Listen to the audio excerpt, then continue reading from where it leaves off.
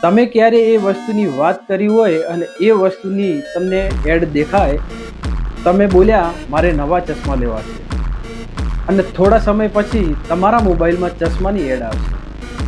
આ જાદુ નથી, આ છે ડેટા ટ્રેકિંગ. તમારો મોબાઈલ એપ દ્વારા ડેટા કલેક્ટ કરે છે. ફેસબુક, ગૂગલ બધું ટ્રેકિંગ કરે છે. આ બધું બંધ કરવા સેટિંગ, પ્રાઇવેસી અને માઇક્રોફોન ઓફ કરો. ગૂગલ એક્ટિવિટી ડિલીટ કરો અને અનનોન એપ ડિલીટ કરો.